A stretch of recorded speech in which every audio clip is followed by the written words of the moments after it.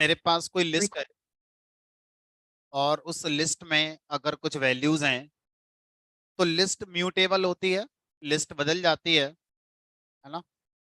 और अगर मुझे किसी एलिमेंट को ऐड करना है, अपेंड मेथड है, डिलीट करना है, रिमूव मेथड है, डेल ऑपरेटर है। लेकिन स्पेसिफिक ऑपरेशन रिप्लेस की बात करें तो हम किसी इंडेक्स पर जाके वैल्यू को ऐसे रिप्लेस कर सकते थे। तो लिस्ट में म्यूटेबल होने का मतलब हम ये सारे काम कर सकते हैं। लेकिन जब हम बात सेट की करते हैं तो सेट के बारे में भी यही कहा गया है कि सेट हमारा म्यूटेबल है, बदल जाता है। तो अगर मैं सेट के अंदर कोई नई वैल्यू ऐड करना चाहूँ तो उसके लिए ऐड मेथड है मेरे पास। कोई वैल्यू रिमूव करना है तो रिमूव मेथड है मेरे पास, पॉप भी कर सकता हूँ। लेकिन जब मैं किसी वैल्यू को रिप्लेस करना चाहूंगा तो कैसे करूंगा, क्योंकि सेट में ये ट्रिक तो काम करेगी नहीं, क्योंकि सेट में क्या नहीं होता है, इंडेक्स तो होता नहीं है। तो किसी वैल्यू को फिर अगर मुझे सेट से रिप्लेस करना है तो कैसे करेंगे? क्या सेट के अंदर रिप्लेस नाम से कोई मेथड होता है? हमने कहा चेक करते हैं। सेट के अंदर अगर रिप्लेस नाम से कोई मेथड होगा तो चल जाएगा। ठीक है, तो रिप्लेस नाम से सेट के अंदर कोई मेथड नहीं होता है। ठीक है, इंडेक्स नहीं है, रिप्लेस मेथड नहीं है, तो कैसे करेंगे? हमने कहा अच्छा चलो ये बताओ किसे रिप्लेस करना चाहते हो। हमने कहा 1 को रिप्लेस करना चाहते हैं। किससे रिप्लेस करना चाहते हो? हमने कहा 10 से रिप्लेस करना चाहते हैं। ठीक है, there is no direct way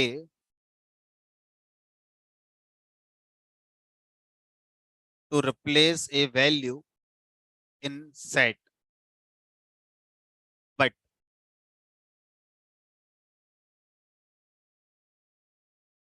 logic can be used। Logic क्या होगा?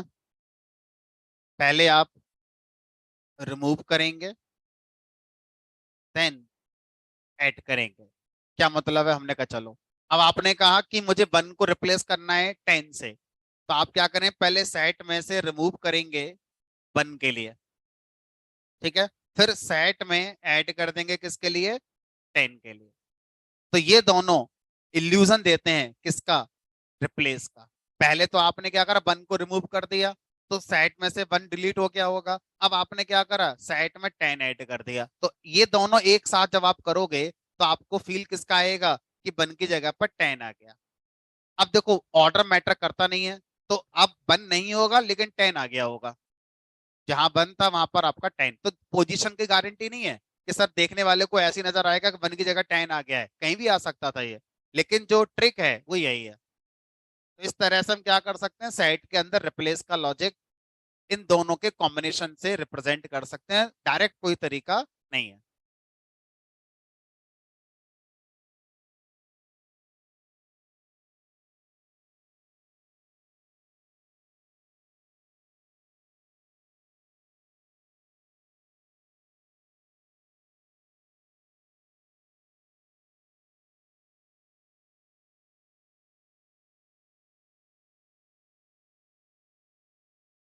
चलिए आगे बढ़ते हैं।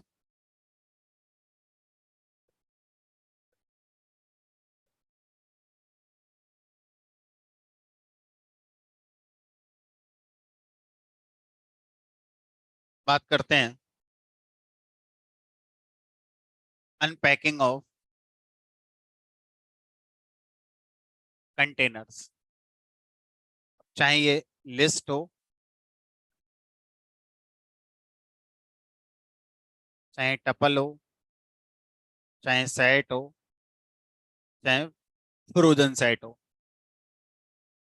आप इन्हें क्या कर सकते हैं, अनपैक कर सकते हैं।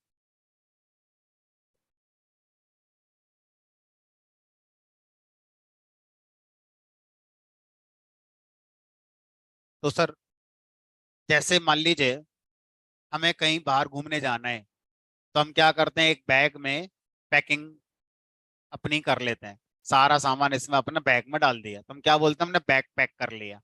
तो बहुत सारी चीजें जो अलग अलग थी उनको एक जगह पर लाना क्या कहलाता है? पैकिंग कहलाता है। अब घूम कर वापस आ गए तो सारा सामान बाहर निकालो बैग के अंदर से, क्या बोलेंगे? अनपैक करना। अब ये जो बैग है इसको हम यहाँ पर कंटेनर कहते हैं। तो हमारे पास डेटा कंटेनर में रखा हुआ है।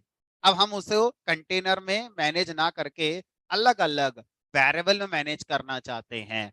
दैट मीन्स हम किसी भी कंटेनर में रखी वैल्यूज को अलग अलग वेरिएबल में अब स्टोर करेंगे, तो इस प्रोसेस को बोलते हैं अनपैकिंग। फॉर एग्जाम्पल, मैं लिस्ट के साथ कंटिन्यू कर रहा हूँ, लिस्ट थोड़ा आसान होगी समझना। तो मेरे पास कोई लिस्ट है, इस लिस्ट के अंदर मैंने 10, 20, 30, 40 चार वैल्यूज यहाँ पर डाली। अब मैं अपने प्रोग्राम में लिस्ट का यूज कर रहा हूं। अब मुझे क्या करना है, मुझे इन वैल्यूज को अलग अलग मैनेज करना है। अब मैं उनको एक ग्रुप में मैनेज नहीं करना चाहता, अलग अलग करना चाहता हूँ। ठीक है, तो अब हम क्या बोलेंगे कि भाई इस कंटेनर को अनपैक कर दो। अब जैसे अभी आपका बैच चल रहा है, आपके बैच में पाइथन एनालिटिक्स वाले स्टूडेंट भी हैं, जेंगो फुल स्टैक वाले भी हैं, सिलेनियम टेस्टिंग वाले भी हैं, आईओटी वाले भी हैं। तब जब पाइथन आपकी खत्म हो जाएगी तो मैं क्या करूंगा, बैच को अनपैक कर दूंगा। अनपैक का मतलब है जो एनालिटिक्स वाले हैं वो एक तरफ चले जाएंगे, जो फुल स्टैक वाले हैं वो एक तरफ चले जाएंगे, एंड सो ऑन। ठीक है, दैट मीन्स अनपैकिंग कर देना। अब मुझे एक बैच में सबको मैनेज नहीं करना है, क्योंकि आगे अब मैं बढ़ूंगा तो सबको एक जैसा मुझे नहीं पढ़ाना है।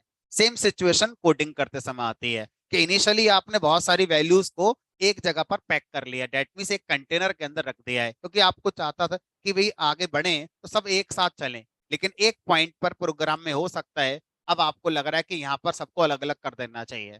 That is known as unpacking. तो कैसे करेंगे वो देखते हैं। तो अब अनपैकिंग करने के लिए आप राइट हैंड साइड में अपना वो लिस्ट लिखेंगे जिसको अनपैक करना चाहते हैं, और लेफ्ट हैंड साइड में उतने ही वेरिएबल्स लगाएंगे जितनी वैल्यूज होती हैं लिस्ट में अनपैक होने के लिए। चार वैल्यूज है मेरे पास अनपैक होने के लिए, तो लेफ्ट हैंड साइड में चार अलग अलग वेरिएबल कॉमा लगाकर आप लिखेंगे। मान लीजिए ए, कॉमा बी, कॉमा सी, कॉमा डी।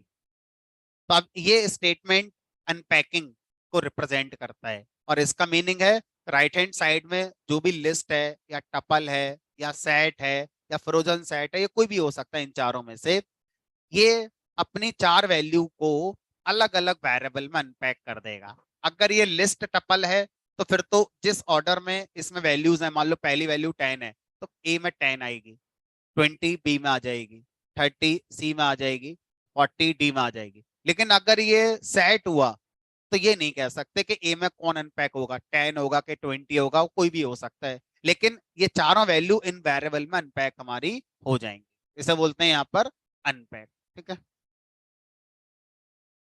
चलो अब इनको करके देख। तो अब ये जो लिस्ट थी, अब आगे के प्रोग्राम में मैं इसको अनपैक करके अलग अलग वेरिएबल में मैनेज कर रहा हूँ। अब कुछ बातों का आपको जो ध्यान रखना है वो ये कि जब आप किसी भी लिस्ट को अनपैक करते हैं तो इस बात का ध्यान रखेंगे कि लिस्ट में कितनी वैल्यूज थी, ताकि आप उतने ही वेरिएबल्स का यूज कर पाए। मान लीजिए मैंने यहाँ पर एक वेरिएबल कम लगा दिया तो ये एरर मैसेज बन जाएगा। ये बोलेगा भाई लिस्ट को अनपैक चार अलग अलग वेरिएबल्स में करना पड़ेगा क्योंकि चार वैल्यूज हैं, लेकिन आपने वेरिएबल कितने लगाए हैं, तीन, एक वेरिएबल कम रह गया, है ना। Too many values to unpack, यानी कि अनपैक होने के लिए ज्यादा वैल्यूज हैं, क्योंकि आपने वेरिएबल कितने लगाए हैं, तीन, और वैल्यू कितनी है, चार। जरूरत से ज्यादा वैल्यूज है अनपैक करने के लिए। एक्सपेक्टेड क्या सोच रहे थे हम, तीन सोच रहे थे कि तीन वैल्यू मिलेंगी इसमें, क्योंकि तीन ही वेरिएबल लगाए हैं आप। अब हमने क्या करा, हमने ज्यादा लगा दिया, फिर से एरर आएगी, नॉट एनफ वैल्यूज, पर्याप्त वैल्यूज नहीं है। एक्सपेक्टेड फाइव, हम सोच रहे थे लिस्ट में पांच वैल्यूज होंगी, मिली लेकिन कितनी, चार। पांच क्यों सोच रहे थे आप, क्योंकि आपने पांच वेरिएबल लगाए ना, तो इसका मतलब पांच वैल्यूज होंगे अनपैक होने के लिए। एक वैल्यू एक वेरिएबल अनपैक होती है हमारी, इसलिए क्या आ गई, हमारी एरर मैसेज आ गई। तो जब हम अनपैक करेंगे तो अनपैक करने के लिए हमें ध्यान रखना होगा कि कितनी वैल्यूज हमारे पास लिस्ट कंटेनर में है, और फिर उतने ही वेरिएबल में अनपैक करेंगे। लेकिन सर, इमेजिन करो मेरी लिस्ट में 50 वैल्यूज हैं, 50 वेरिएबल लगाऊंगा, A, B, C, dot dot dot, ऐसे कहाँ तक लिखोगे आप? और मान लीजिए एक लिस्ट में 100 वैल्यू हुई, तो ऐसी सिचुएशन में हम क्या करते हैं वो समझते हैं। अब जैसे आपसे मैंने कहा कि अभी ये बैच पाइथन तक चलेगा, अब पाइथन के बाद मैं बैच को अनपैक करूंगा, तो इसका मतलब ये तो नहीं था ना कि एक एक बच्चे को अलग अलग बैच असाइन होगा। अब आगे आगे भी बैचेस ही बनेंगे, लेकिन एक बैच में 10 बच्चे होंगे एक एक कैटेगरी के, दूसरे बैच में 10 बच्चे होंगे अलग कैटेगरी के। सेम कहानी यहाँ पर है। तो जब आप अनपैकिंग करते हैं तो अनपैकिंग को एक लिस्ट में भी अनपैक किया जा सकता है। जरूरी नहीं है कि किसी लिस्ट को एक सिंपल वेरिएबल में अनपैक करो। आप ऐसा कर सकते हो कि लिस्ट की वैल्यू को दो लिस्ट में अनपैक कर दो, दो अलग अलग लिस्ट बनाकर उसमें अनपैक ऐसा कर कैसे करेंगे वो सीखते हैं। तो मैंने लिखा है यहाँ पर A, B, अनपैकिंग करते समय अगर आप किसी वेरिएबल में प्रीफिक्स में एस्ट्रिक लगाते हैं, एस्ट्रिक, तो इसके अंदर एक से ज्यादा वैल्यू अनपैक हो जाती हैं। ठीक है। अब इसका मतलब है पहले लिस्ट इन वेरिएबल्स में अनपैकिंग हमारा करेगी, यानी कि 10 आ गया ए में, 20 आ गया बी में। अब जितनी वैल्यू बची वो सब सी में अनपैक हो जाएंगे, और इस बार सी अपने आप में एक लिस्ट हमारा रिप्रेजेंट करेगा। जो सी वेरिएबल है वो अपने आप में एक लिस्ट को रिप्रेजेंट करेगा। ठीक है। अब मान लीजिए मैं ऐसे ही कर दूं, asterisk A, B, C equal to x. तो अनपैकिंग जब होती है तो पहले जो आपके सिंपल वेरिएबल्स होते हैं उनकी वैल्यूज की अनपैकिंग होती है। उसके बाद जो इतनी बच जाती हैं वो सब हमारा एक लिस्ट में अनपैक हो जाती हैं। और वो लिस्ट में अनपैक तभी होंगी जब आपने किसी वेरिएबल के प्रीफिक्स में एस्ट्रिक लगाया होता है।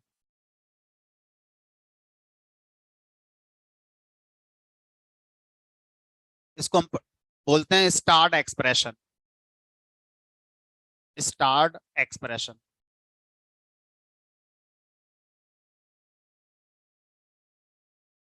याद रखने की ट्रिक, स्टार लगा हुआ है प्रीफिक्स में, स्टार, तो स्टार्ड एक्सप्रेशन। तो बोलते समय जनरली आर को हम साइलेंट रखते हैं, तो स्टार्ट एक्सप्रेशन बहुत से लोग इसे प्रोनाउंस करते हैं स्टार्ट, STAAT, ऐसा फील आता है ना। तो लेकिन एक्चुअल में इसको याद रखने की ट्रिक यही है कि इसमें एस्ट्रिक में स्टार बना हुआ है, इसलिए इसको स्टार्ट एक्सप्रेशन कह रहे हैं। तो स्टार्ट एक्सप्रेशन का मतलब है अनपैकिंग करना एक लिस्ट पे। ठीक है। तो अब स्टार्ट एक्सप्रेशन सबसे लास्ट में एग्जीक्यूट होगा। पहले 40 आ जाएगा सी में, 30 आ जाएगा बी में। अब जितने बच गए वो स्टार्ट एक्सप्रेशन की वजह से ए में अनपैक हो जाएंगे एक लिस्ट बनकर।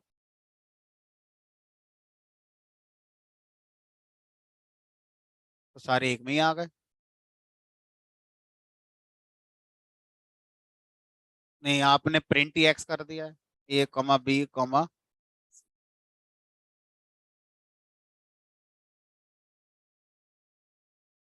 ठीक है। अब आप बताइए।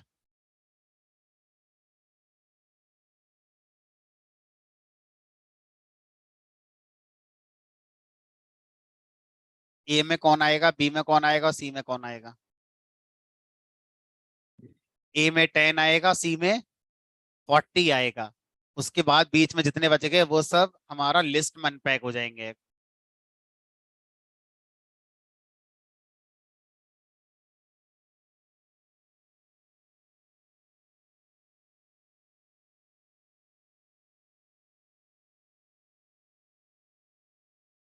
अब इसका आंसर देने की कोशिश करो।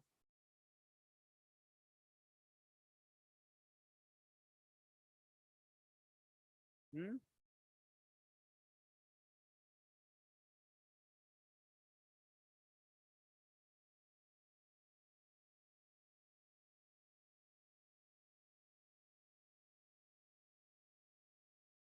करके देख लेंगे एक बार। अभी बताओ, अगर अभी मैं यहाँ पर दो स्टार्ट एक्सप्रेशन लिख दूं, तो ए में कौन जाएगा, बी में कौन जाएगा? ए ए में 10 जाएगा। ए कह रहा है मुझे सब दे दो तो बच गया, बी कह रहा है मुझे भी सब दे दो। दोनों ही सब कुछ अनपैक करने के लिए तैयार हैं।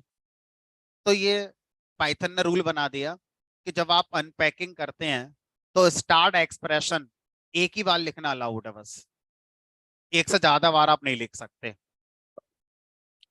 मल्टीपल स्टार्ट एक्सप्रेशन, एक ही स्टार्ट एक्सप्रेशन लिख सकते हो, एक से ज्यादा नहीं लिख सकते, ये आपकी एरर आ जाती है।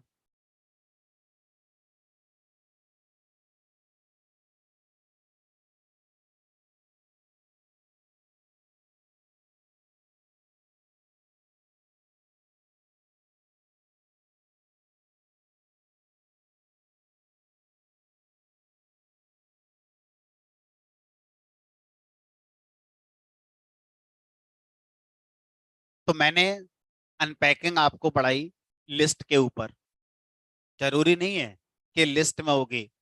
आप अनपैकिंग टपल सेट के साथ भी कर सकते हैं। चलो, मैं बस छोटा सा चेंज करता हूँ, इसको मैं सेट बना देता हूँ। कहीं कोई चेंज नहीं करा, पूरा प्रोग्राम एज इट इज। ठीक है, रिजल्ट सब कुछ आ रहा है, लेकिन ध्यान रखना कि जब अनपैकिंग स्टार्ट एक्सप्रेशन से होती है तो हमेशा क्या बनती है, लिस्ट ही बनती है। भले ही आपका जो कंटेनर अनपैक हो रहा है वो सेट है, टपल है, फ्रोजन सेट है, लिस्ट, उससे फर्क नहीं पड़ता। तो स्टार्ट एक्सप्रेशन हमेशा लिस्ट में ही अनपैकिंग करता है।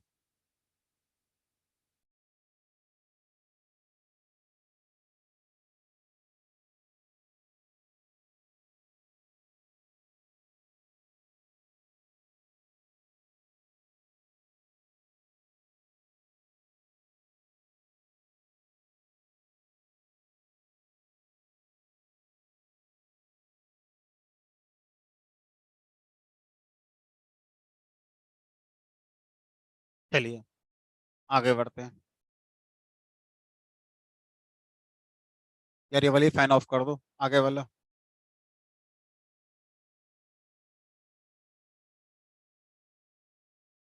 उसके बराबर वाले, बस। आगे बढ़ते हैं।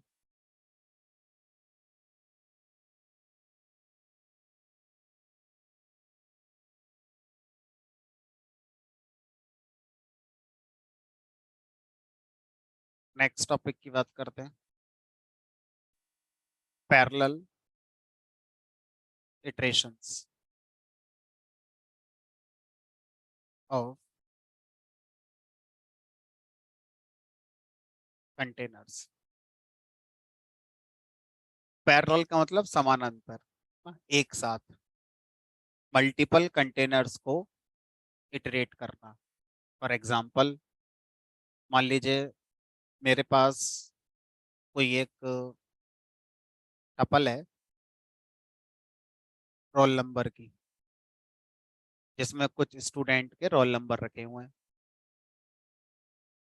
मेरे पास एक लिस्ट है जिसमें उन्हीं स्टूडेंट्स के नेम रखे हुए हैं।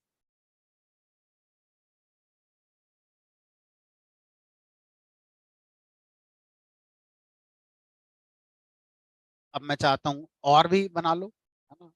और भी आप अपने कंटेनर बना सकते हो। दो, मैंने दो बनाए, तीन बना लो, चार बना लो, पांच बना लो, कितने ही बना लो, है ना? तो अब अगर हम ये चाहते हैं रोल नंबर के साथ स्टूडेंट का नेम दिखाया जाए, तो कैसे करें इस काम को?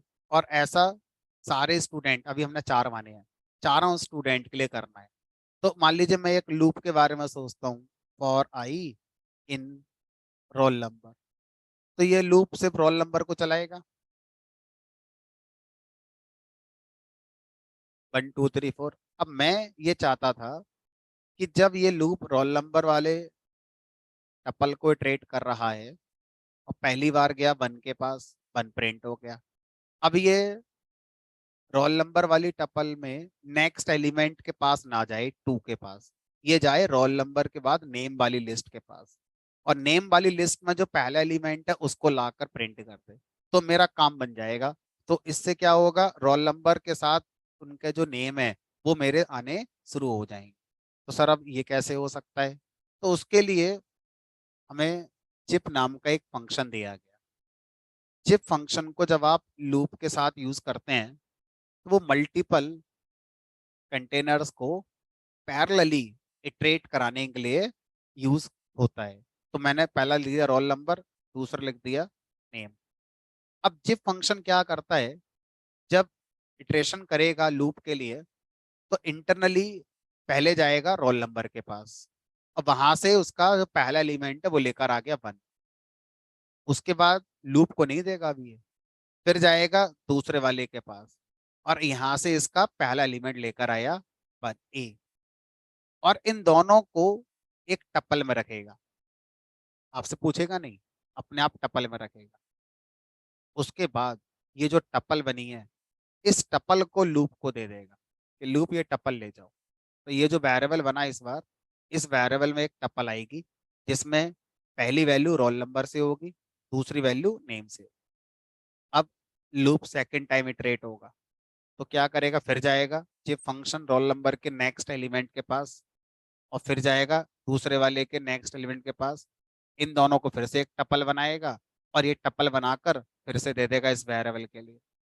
In short, for each iteration of this loop zip return से टपल, और उस टपल के अंदर क्या होगा, उस टपल के अंदर इन कंटेनर्स के जो आपने यहाँ पास करे हैं इनके एक एक एलिमेंट हमारे हर बार रख दिए जाएंगे। ठीक है, अब अगर हम देखें यहाँ पर तो रोल नंबर के साथ उसका नाम आ गया, दूसरे वाले के साथ उसका नाम आ गया, एंड सो ऑन सो। अगर मैं यहाँ मार्क्स नाम से एक लिस्ट और बना दूं तो यहाँ पर मैं मार्क्स को ही पास कर दूंगा। तो रोल नंबर के साथ उसका नाम, उसके मार्क्स, इस तरह से इजीली डेटा को हम अपने अकॉर्डिंग चेंज कर सकते हैं।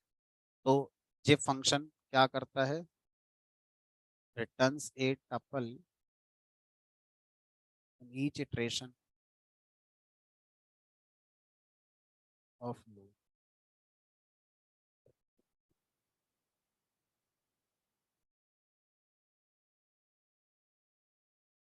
अब अगर मैं यहाँ पर ब्रैकेट में लिखकर समझा भी दूं तो ऐसे समझिए, 1 A, एक टपल बनी हुई, फिर कॉमा, दूसरी टपल बनी होगी, ऐसे करके, फिर ऐसे करके, सोन सोन सोन।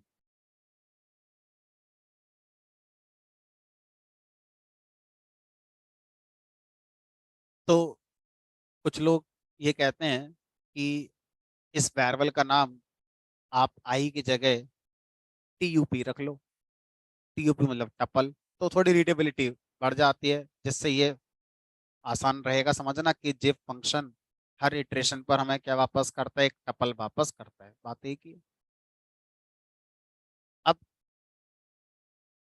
हम अभी जस्ट जो प्रीवियस टॉपिक पढ़ा है हमने अनपैकिंग वाला, वो लगा सकते हैं इसमें। हमने कहा मतलब क्या है आपका, मतलब ये है कि जैसे आप ये कह रहे हैं कि हर इटरेशन पर एक टपल आएगी, और मुझे पता है उस टपल में दो ही वैल्यू होंगी, एक रोल नंबर से मिलेगी और एक नेम से मिलेगी।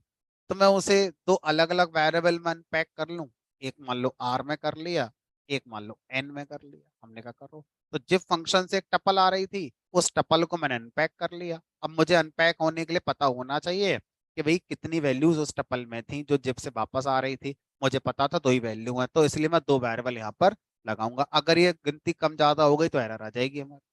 तो अब जो आउटपुट देखने वाला है उसको, जो ब्रैकेट दिख रही थी वो नहीं दिखेंगी बस। आप इनको और फॉर्मेट करके बढ़िया सा स्ट्रिंग फॉर्मेटिंग लगाकर दिखा सकते हैं। ठीक है, तो हम यहाँ पर क्या कर रहे हैं, अनपैकिंग कर रहे हैं।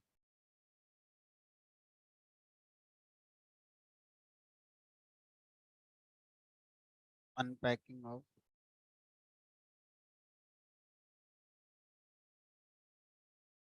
Return tuple. ठीक है, अब मान लीजिए अगली सिचुएशन क्या हो सकती थी कि रोल नंबर दे दिया, नेम दे दिया, और एक मार्क्स भी दे दिए, और मार्क्स की भी टपल बना दी। मान लीजिए आउट ऑफ 10 मार्क्स आए, पहले वाले के 8 आए, दूसरे वाले के 6 आए, बस दो ही के थे, तीसरे चौथे के मार्क्स ही नहीं है हमारे पास। अब हमसे कहा गया तीनों को पैरेलली इटरेट करो। अब अगर मैं यहाँ पर तीनों को पैरेलली इटरेट करता हूँ तो जिप फंक्शन मुझे यूज करना होगा। अब मैंने जिप फंक्शन में तीनों को पास कर दिया, रोल नंबर, नेम, मार्क्स। अब मुझे पता हर इटरेशन पर एक टपल आएगी, उस टपल में तीन वैल्यू होंगी, एक रोल नंबर से आएगी, एक नेम से आएगी, एक मार्क्स से आएगी। अगर मुझे इस बार अनपैक करना होगा तो तीन वेरिएबल लगाने होंगे, ऐसे करके लगा दी।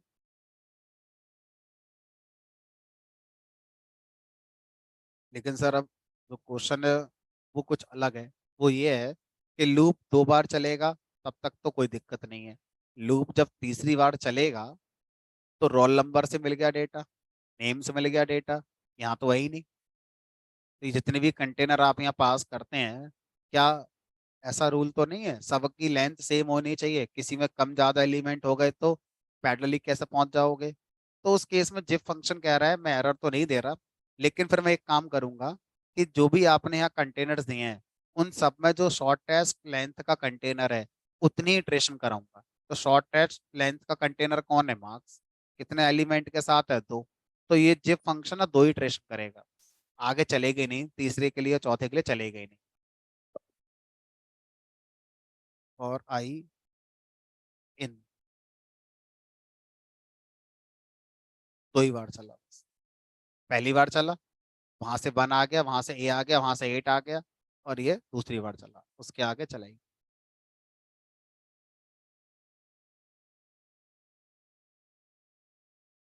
ट्रेड्स।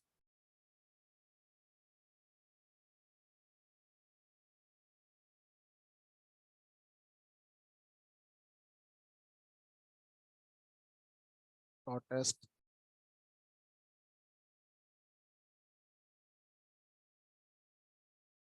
अकॉर्डिंग टू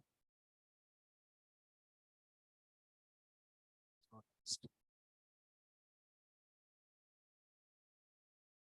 जो सबसे छोटा कंटेनर है, छोटी लेंथ का कंटेनर है, उसके अकॉर्डिंग हमारा ट्रेड होता है।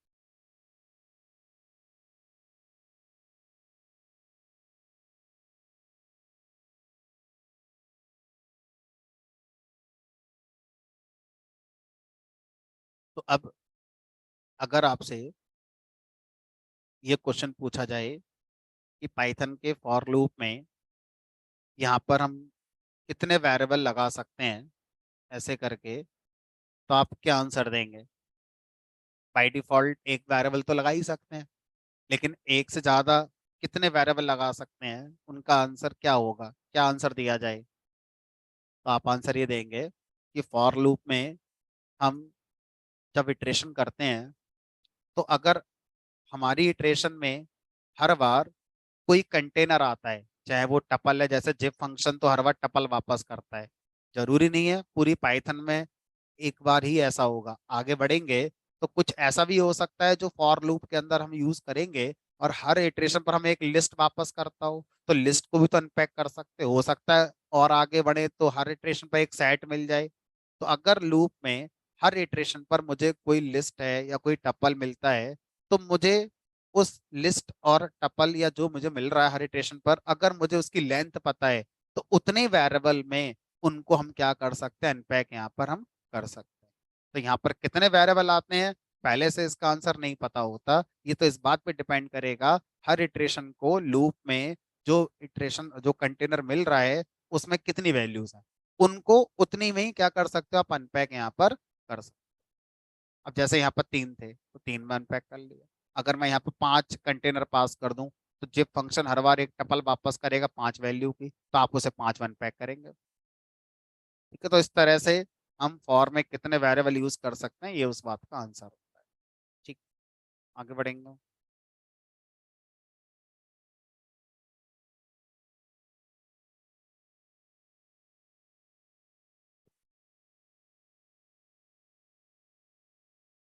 चलो, अब स्ट्रिंग के असाइनमेंट पर मैंने कितना कुछ पढ़ा दिया था, नहीं करा दिया था कुछ क्लास में? स्ट्रिंग असाइनमेंट के 4 क्वेश्चन करा दिए थे। की बात, पहले आप लोगों का देखें कितने लोगों ने दे दिया जवाब। कल 2-3 लोगों ने करे तो थे सबमिट।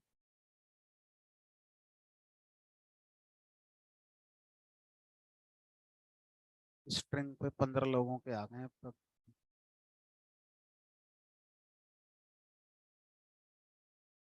यही 15 हैं। किसी ने 5 करें, किसी ने 14 करें, किसी ने 16, किसी ने 18, किसी ने 20। चलो, अब मैं फटाफट से सबको निपटाता हूँ।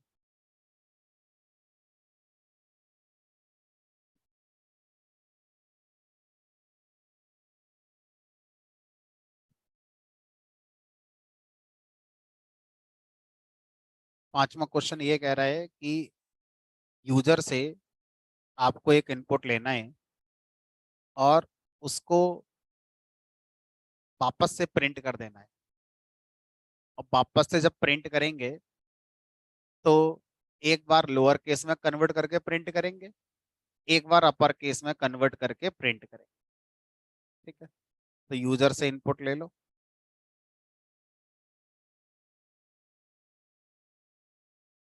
एंटर टेक्स्ट, एक बार इसको प्रिंट करना है अपर केस में कन्वर्ट करके, और सेम को कन्वर्ट करना है एक बार लोअर केस। इतना काम करना था। मान लीजिए लिख दिया मैंने A B C D E F। एक बार सारा अपर केस में बन गया, एक बार सारा लोअर केस में बन गया। यही प्रोग्राम था, यही करना था इसमें। ठीक है,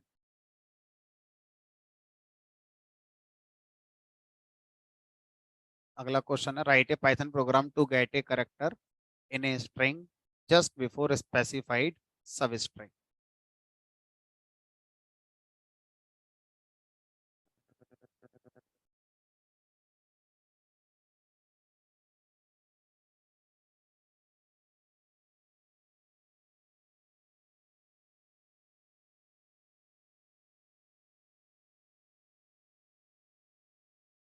तो जैसे मान लीजिए कोई भी स्ट्रिंग मैं अपने आप मान लेता हूँ, s equal to Python is a language. ठीक है, अब आपको क्या करना है, कोई भी सब स्ट्रिंग अपने मन से मान लेनी है कोई। मान लो मैंने मान लिया एज। अब आप बताएं, एज से जस्ट बिफोर कौन सा करेक्टर आ रहा है? यू। मैंने माना ऑन, ऑन से जस्ट बिफोर आ रहा है एच। मैंने माना इज, इज के जस्ट बिफोर आ रहा है स्पेस। ये हमें करना है। तो हम किसी पर्टिकुलर करेक्टर को फैच कर सकते हैं अगर हमें उसका इंडेक्स पता हो। देखो, अगर मैं एस स्क्वायर ब्रैकेट में इंडेक्स लिख दूं, मान लीजिए लिख दिया मैंने 2, तो ये 0 1 2 मुझे मिल जाएगा। लेकिन आपको ये नहीं पता है कि ये 2 वाला करेक्टर चाहिए। क्या पता है? आपको कोई सब स्ट्रिंग पता है, मान लो मैंने एज मान ली, उसके जस्ट बिफोर जो करेक्टर है वो पता करो। तो हम एक काम करते हैं, एज स्ट्रिंग का जो इंडेक्स है वो पता करते हैं। कैसे पता करोगे? तो हमने लिखा इंडेक्स एस डॉट, इंडेक्स निकाला, किसका निकाला? एज। तो सर, किसी करेक्टर का इंडेक्स निकालना तो आता है, एक सब स्ट्रिंग का इंडेक्स भी निकाल सकते हैं। हमने कहा हाँ, लेकिन उस केस में आपको उस सब स्ट्रिंग के सबसे पहले करेक्टर का ही इंडेक्स मिलता है। तो एज का इंडेक्स नहीं मिलेगा, एज में जो ए आ रहा है उसी का इंडेक्स मिलेगा। ठीक है, ये आ गया 17। अब इसके जस्ट बिफोर जो करेक्टर है वो किस पर होगा? -1 पे होगा, क्योंकि अभी क्या पता मुझे 17 है, मान लो मैं यहाँ पर ऑन कर दूं तो 16 वाला लॉजिक फेल हो जाएगा हमारा, बट -1 का लॉजिक फिर भी काम करेगा, है ना। तो अब मैं क्या करूंगा, जो भी सब स्ट्रिंग है वो ये रही, इसमें से क्या कर दो, -1 करो। अब -1 इंडेक्स पर जो भी है वो मुझे इस एस स्ट्रिंग से ला कर दिखा दो। ऑन से पहले एच है, और अगर मैं यहाँ पर एज लगा दूं, एज से पहले क्या है हमारा, इस तरह से ये सब स्ट्रिंग हो गई। अब आप चाहो तो इस सब स्ट्रिंग को यूजर से ले लो, चाहे तो पहले से मेंशन कर दो। लॉजिक ये था हमारा। ठीक। अच्छा, इसमें एक बात बतानी भूल गया मैं, अगर मैं लिख दूं यहाँ पर पाई, तो पाई में पी का इंडेक्स आ जाएगा, -1 कर दोगे तो यानी पी का इंडेक्स तो 0 है, तो 0 - 1 क्या हो गया, -1। एरर नहीं आएगी, क्योंकि पाइथन में -1 इंडेक्स किसका हो जाएगा, ई का। कोई और लैंग्वेज होती तो एरर आ जाती है अभी। ठीक है, जाओ में एरर आ जाएगा, सी में एरर आ जाएगा, लाइक दिस। ठीक है।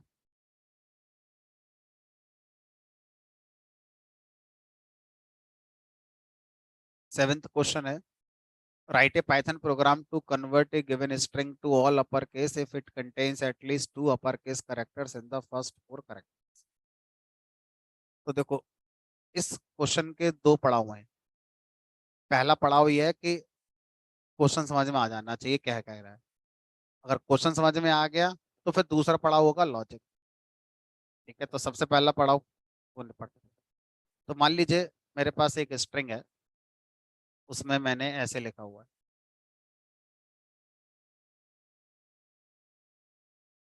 ठीक है, मेरे पास एक स्ट्रिंग और है, मैंने ऐसे लिखा हुआ है। एक स्ट्रिंग और है जिसमें ऐसे लिखा हुआ है। एक स्ट्रिंग और है।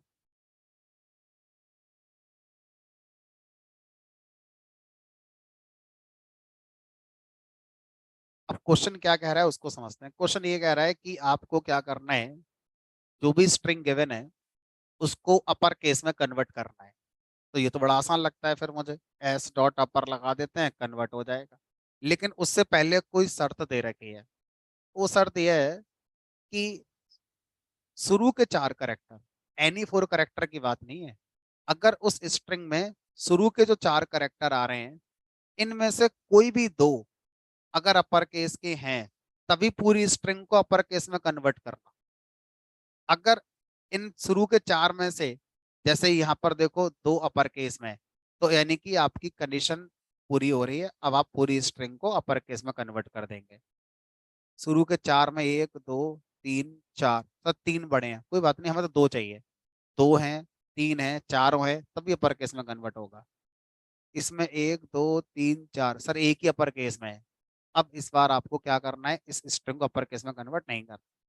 इसमें 1 2 3 4, सर एक ही है, नहीं करना है। सर इन्हीं के, हमने कहा नहीं, शुरू के 4 में कोई दो, चाहे शुरू के दो, पहला तीसरा दूसरा चौथा, पहला चौथा, कोई भी दो करेक्टर शुरू के 4 में अगर अपर केस में पहले से हैं तभी कन्वर्ट करना है, नहीं तो नहीं करना है। ये क्वेश्चन था जो हमें यहाँ पर देखना। If it contains at least 2 uppercase characters in the first 4 characters. ठीक है, अब हम सबके साथ लेके चलेंगे। पहले किसी एक के साथ मान लेते। सर पहले तो लॉजिक बताइए, शुरू के 4 करेक्टर अपर केस में है या नहीं, ये कैसे पता करेंगे। हमने कहा एक काम करो, पहले इस स्ट्रिंग को लूप से इटरेट कर, एक एक एलिमेंट हमारा बाहर आएगा, और आई इन एस। सर इससे फायदा क्या होगा, हमने कहा आपको बताया गया था कि स्ट्रिंग का हर करेक्टर भी स्ट्रिंग ही होता है। तो उस पर मैं क्या कर सकता हूँ, मैं उस पर स्ट्रिंग के कोई भी मेथड कॉल कर सकता हूँ। तो स्ट्रिंग के अंदर एक मेथड होता है अपर, जो अपर केस बना देता है। एक होता है इज अपर, जो अपर बनाता नहीं है, सिर्फ बताता है कि ये अपर केस में है स्ट्रिंग या नहीं है। तो लिखा मैंने आई डॉट इज अपर, तो जो भी ith करेक्टर आता जा रहा है, अगर वो ट्रू है दैट मीन्स अपर केस में अपर केस, अब मैंने क्या करना है, मैंने यहाँ पर इस पूरी स्ट्रिंग को इटरेट करने की जरूरत ही नहीं है।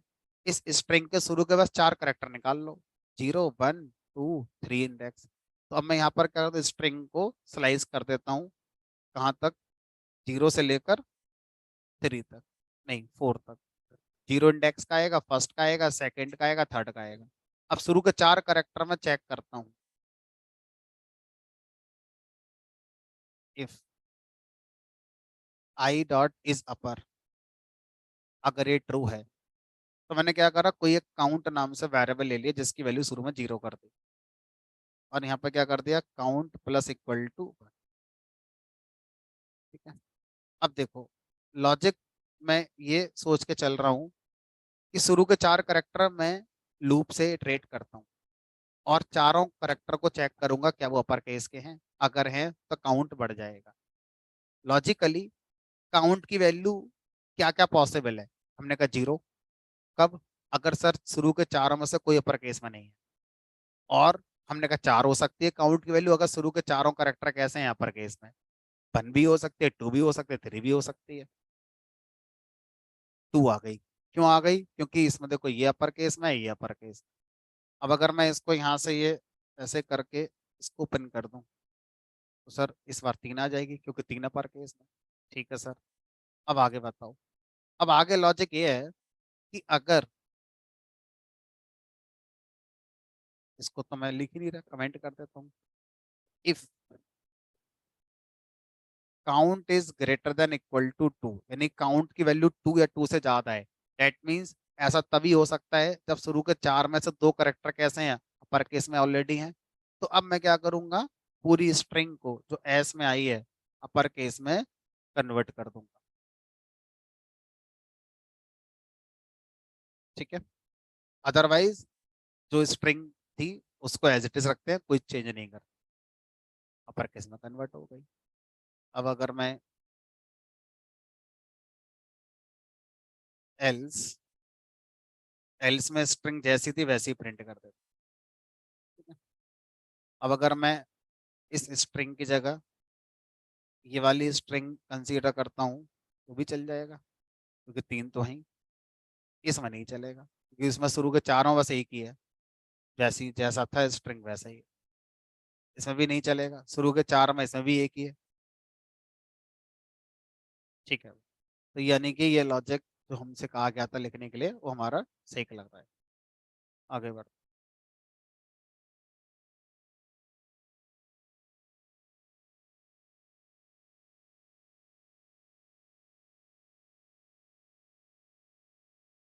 8वां क्वेश्चन हमसे कह रहा है, write a Python program to sort a string lexicographically. Lexicographically कुछ नहीं, छोटे से बड़े क्रम को कहते हैं, असेंडिंग ऑर्डर आसान भाषा में। लेक्सिकोग्राफिकली यानी कि असेंडिंग ऑर्डर। अब मान लीजिए यही स्ट्रिंग है हमारे पास, सिंपल के लिए छोटा मान। अब बताओ इसमें सबसे पहले कौन आना चाहिए, एच, क्योंकि अल्फाबेटिकल ऑर्डर में एच पहले आता है। फिर उसके बाद एंड सोन सोन जो भी आएगा देख लेना। सर करोगे कैसे इस काम के लिए? मैंने कहा, एक काम करते हैं, हमने एक फंक्शन पढ़ा था सॉर्टेड। सॉर्टेड फंक्शन कह रहा है कि मुझे लिस्ट दे दो, टपल दे दो, सेट दे दो, प्रोजन सेट दे दो। इसी तरह से आप इसको स्ट्रिंग भी दे सकते हो। अगर आप इसको स्ट्रिंग देंगे तब भी आपका ये चलेगा। तो यहाँ पर हमने क्या करा, एस स्ट्रिंग पास कर। ठीक है। अब सॉर्टेड फंक्शन हमें ये भी कह रहा है कि मैं आपसे स्ट्रिंग मांगूंगा जरूर, लेकिन आपको वापस क्या करके दूंगा, हमेशा एक लिस्ट। यानी कि आपको क्या मिलेगी, लिस्ट मिलेगी। ठीक है। लिस्ट ऑफ करेक्टर्स, उसे प्रिंट कराओ।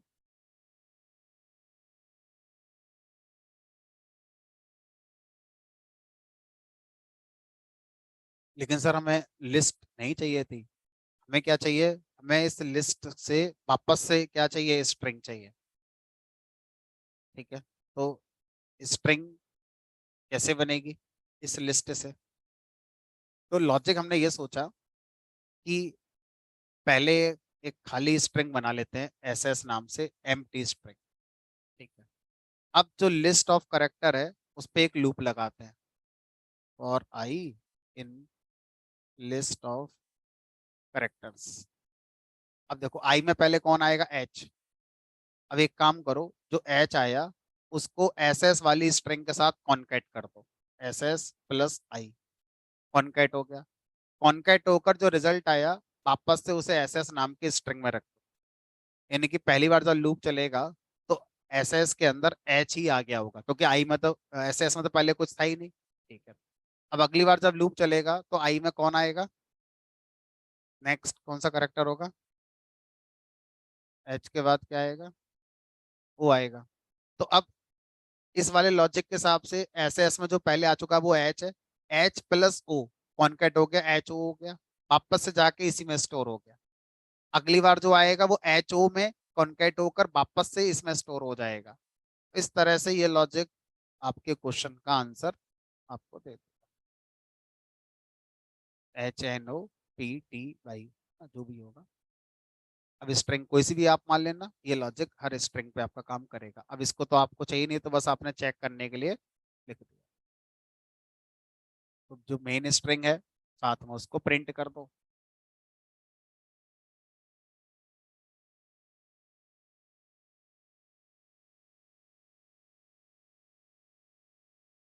ठीक है, आगे बढ़ते हैं।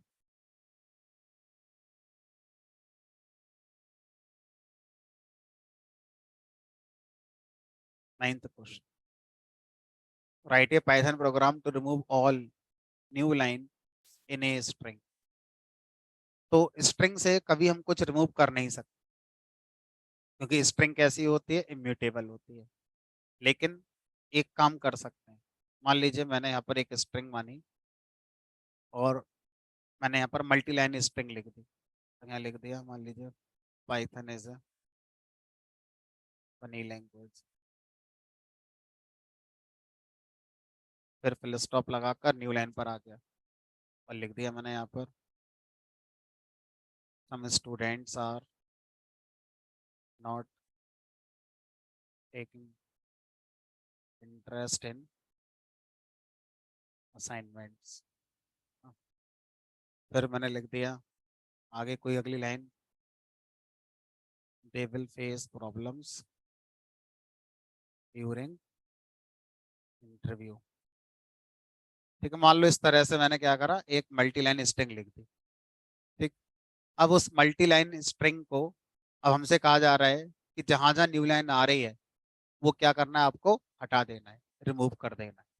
जैसे डॉट के बाद न्यू लाइन आई, फिर उसके बाद एस है, तो न्यू लाइन हटा दो, सीधा डॉट के आगे एस आ जाए। यानी आउटपुट में अगर मैं आपको दिखाऊं,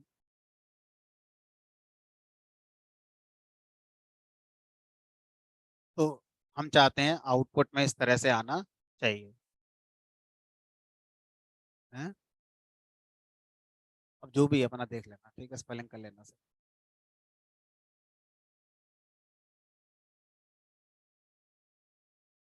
ठीक है, अभी भी गलत तो सही कर लेना।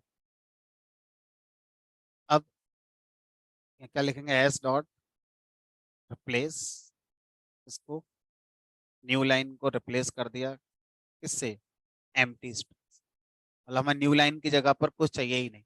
जब आप ऐसा करोगे तो जहां जहां न्यू लाइन थी वो आपकी रिप्लेस हो जाएगी एम्प्टी स्ट्रिंग से। और ऐसा करने से एग्जिस्टिंग स्ट्रिंग में कोई चेंज नहीं होगा, जो नई स्ट्रिंग आएगी वो आपको मिलेगी, आप उसको प्रिंट करा सकते हैं।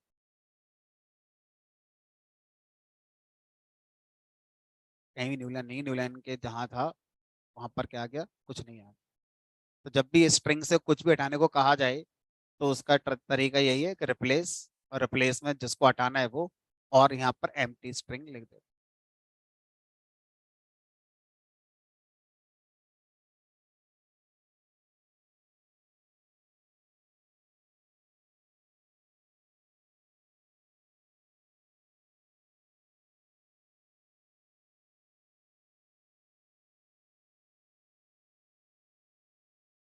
Write a Python program to check whether a string starts with specified characters और नॉट।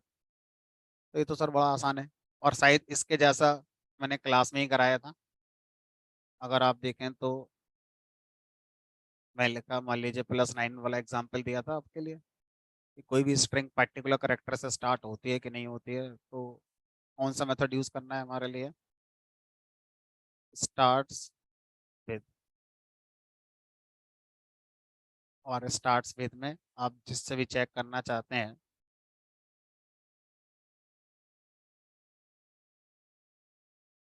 ठीक है, नहीं होती होगी तो फॉल्स दे देगा, होती होगी तो ट्रू दे देगा। इसमें तो ज़्यादा सर कुछ था ही नहीं।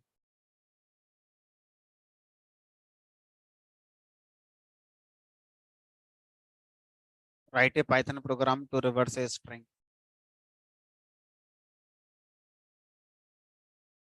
ओरल क्वेश्चन है ये तो, बताओ।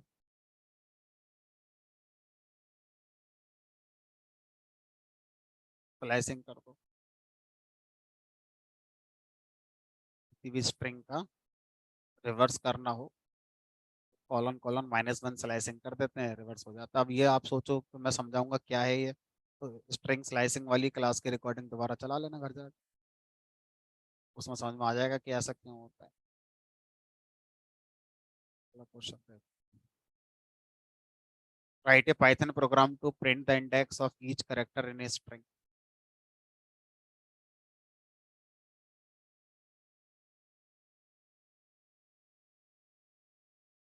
अब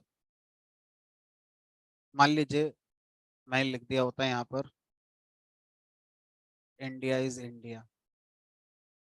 अब आप कोशिश अगर ये करेंगे कि मैं हर करेक्टर का इंडेक्स इंडेक्स मेथड से निकालूंगा, तो वो आपकी कोशिश फेल हो जाएगी, क्योंकि आपने लिखा है एस डॉट इंडेक्स, किसका इंडेक्स निकालोगे, आई का। मान लो आई का इंडेक्स निकालोगे तो वो 0 ही आएगा। अगली बार आई का सर, कोई सा भी आई पूछो, हमेशा इंडेक्स किसका निकालेगा, फर्स्ट वाले का निकालेगा। और अगर आप आर लगा दोगे तो लास्ट वाले का निकालेगा हमेशा। तो मैंने इंडेक्स मेथड को सोचा ही नहीं, मैंने एक दूसरा लॉजिक सोचा कि क्यों ना एक काम करें, जो भी स्ट्रिंग है उसको बस लूप से इटरेट करते हैं। मान लीजिए फॉर आई इन एस, एक एक करेक्टर इस स्ट्रिंग का आता जाएगा, आई में प्रिंट होता जाएगा, हमने कहा। अब ये बताओ ये लूप कितनी बार चला होगा, पर उतनी बार जितने स्ट्रिंग में करेक्टर रहे होंगे। पहली बार चला होगा तो पहला करेक्टर इसमें आया होगा, फिर दूसरा आया होगा, फिर तीसरा आया होगा, फिर चौथा, फिर पांचवा, छठा, सातवां, ऐसे आया होगा। एक काम करते हैं, हम जानते हैं कि हर करेक्टर का इंडेक्स 0 से शुरू होता है, तो पहला करेक्टर जब लूप चला रहा होगा उस समय 0 इंडेक्स पर लूप काम कर रहा है। लूप जब अगली बार चल रहा होगा तो फर्स्ट पे काम कर रहा है। तो क्यों ना एक काम करते हैं, इंडेक्स वेरिएबल एक बना लेते हैं अपने आप, जिसकी वैल्यू क्या करते हैं, इनिशियली 0। अब पहला करेक्टर आया, पहला करेक्टर आता ही मैंने उसका इंडेक्स प्रिंट कर दिया। अब लूप अगली बार चलेगा तो नेक्स्ट करेक्टर लेकर आएगा, तो मेरी रेस्पॉन्सिबिलिटी है कि मुझे इंडेक्स वेरिएबल की वैल्यू अपने आप से क्या करनी है, +1 करनी है ना। तो हमने इसको यहाँ पर इंडेक्स +=1 कर दिया, हर करेक्टर का इंडेक्स निकल कर आ गया। इस तरह से आसानी से इस काम को किया जा सकता था।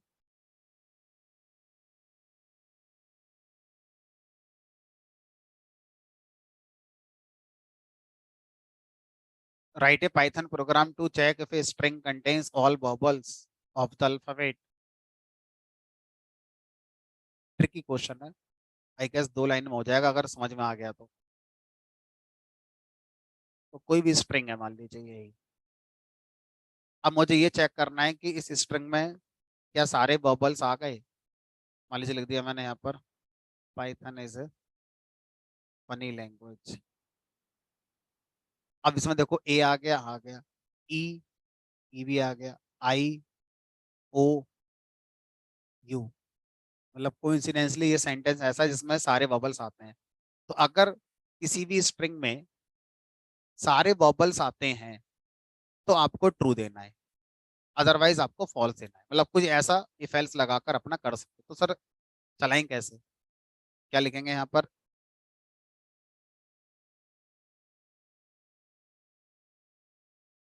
क्या लॉजिक हो सकता है, सारे बबल्स इसमें आते हैं कि नहीं आते हैं।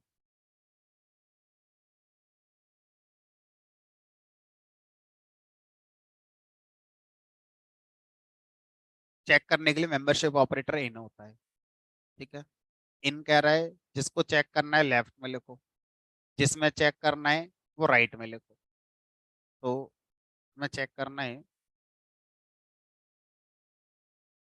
ए ई आई ओ यू। अब ये किसमें ए ई आई ओ यू होना चाहिए, तो एक काम करते हैं, एक लूप लगा लेते हैं और आई इन एस। तो लूप जब ये चलेगा तो ये लूप पहली बार इसमें पी लेकर आएगा। मैंने चेक करा, if I in A E I O you,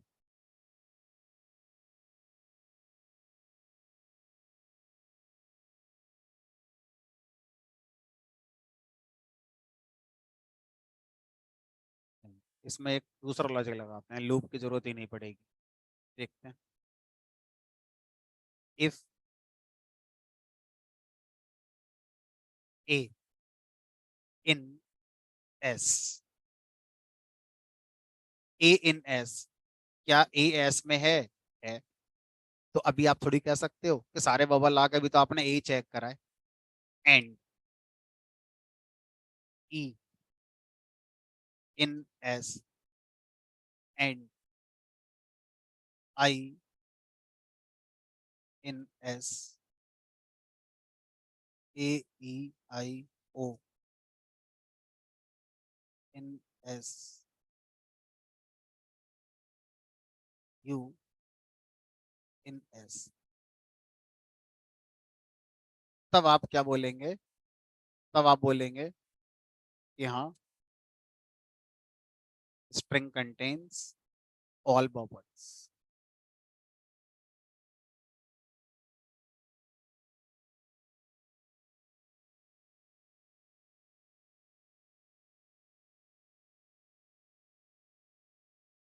else,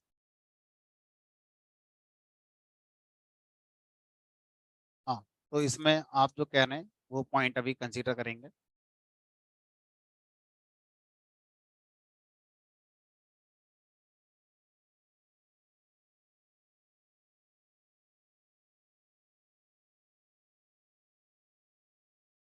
अब मान लीजिए कह रहे हैं कि सर मान लीजिए इसमें मैं ओ को कैपिटल कर दूं, तो ये तो मना हो जाएगा, डज नॉट कंटेन में आ जाएगा। ठीक है, तो आप क्या करो, ऐसी सारी संभावनाओं को आप पहले खत्म कर दो। कैसे कर दो, आपको पता है कि आपने अपना लॉजिक जो लगाया है वो लोअर केस वोबल के लिए लगाया है, तो पहले क्या करो, इस स्ट्रिंग को लोअर में कन्वर्ट कर लो, ताकि यूजर ना चाहे किसी में लिखी हो, है ना। आपके पास जब आएगी तो लोअर में बनी जाएगी। अब आपने लोअर में चेक कर ही रखा है, अब देखो यहाँ अपर में है तो भी सही है, लोअर में है तो भी सही है, कोई दिक्कत नहीं आ रही है। String contains all vowels. ठीक है, तो इस तरह से कोई भी स्ट्रिंग आप लेकर आएंगे तो उस पर ये लॉजिक काम आपका कर जाएगा। तो जब भी ऐसी सिचुएशन आए, हम जो सोच रहे हैं वो किसी एक केस के लिए सोच रहे हैं, लेकिन हम चाहते हैं चाहे वो लोअर केस हो चाहे अपर केस हो, दोनों में चल जाए। तो उसका तरीका यही है कि जिस केस को आपने लॉजिक में लिखा है, पहले अपनी स्ट्रिंग को उसी में कन्वर्ट कर लो।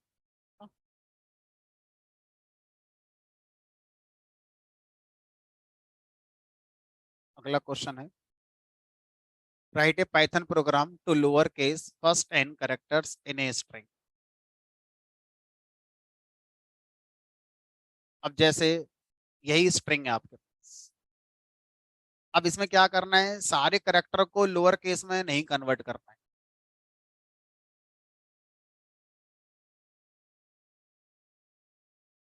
मान लीजिए इस तरह से बीच बीच में अपर लोअर सारे हैं। ठीक है, अब आपको पूरी स्ट्रिंग लोअर केस में कन्वर्ट नहीं करनी है। हम आपको कहेंगे कि भाई शुरू के 10 करेक्टर, तो शुरू के 10 को आप क्या कर देंगे, लोअर केस में कन्वर्ट कर देंगे, बाकी जैसा था वैसे ही रहने देंगे। हमने कहा 5, तो शुरू के 5 को लोअर केस में कन्वर्ट करेंगे। हमने कहा 2, तो शुरू के 2 को लोअर में कन्वर्ट करेंगे, बाकी एज इट इज रहेंगे। तो इसका लॉजिक सोचो, क्या लॉजिक बिल्ड हो सकता है। तो पहले एक काम करो, शुरू के एन करेक्टर की स्ट्रिंग को अलग से स्लाइस कर लो। तो बताओ लॉजिक क्या होगा। शुरू के एन करेक्टर, एन की वैल्यू अभी चलो 3 मान लेते हैं, तो शुरू के 3 करेक्टर अगर मुझे स्लाइस करने हो तो मैं ऐसे लिख सकता हूँ। अगर मैं एन की वैल्यू 5 कर दूं तो ये सिंटैक्स शुरू के 5 करेक्टर स्लाइस कर देगा। अगर मैं एन की वैल्यू 10 कर दूं तो शुरू के 10 करेक्टर स्लाइस कर देगा ये। ठीक है, तो शुरू के एन करेक्टर स्लाइस हो गए। अब वो जो शुरू के एन करेक्टर्स निकल कर आए हैं उनको किस में कन्वर्ट करना है, लोअर में। कर दिया कन्वर्ट लोअर। अब सर हमें आउटपुट में सिर्फ शुरू के ही एन करेक्टर लोअर करके नहीं दिखाने हैं, हमें पूरी स्ट्रिंग को ऐड करते हुए दिखाना है। तो अब प्लस कर दें इसमें क्या, जो एन करेक्टर के आगे से बचे करेक्टर हैं उनको एज इट इज लाकर फिर से ऐड कर दो। तो अब यहाँ पर क्या लिखें, एस, एस के आगे फिर स्लाइसिंग करेंगे भाई, एन करेक्टर 3 मान लो शुरू के ये आ गए। अब आगे के जो करेक्टर है उनकी स्लाइसिंग फिर करनी पड़ेगी, यानी कि कहाँ से कहाँ तक, एन से लेकर लास्ट। अब जो रिजल्ट बना ये मेरा एक फाइनल स्ट्रिंग बन गई, और इसको अब मैं अपने प्रोग्राम में आउटपुट में दिखा सकता। मेन स्ट्रिंग ये रही।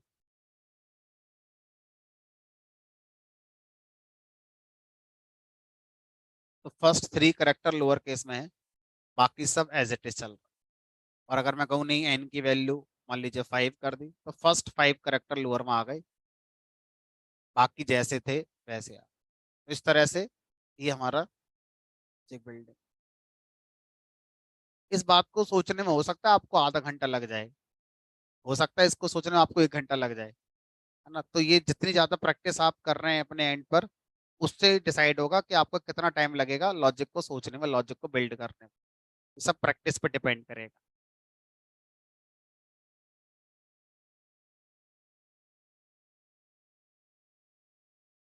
15वां क्वेश्चन क्या है।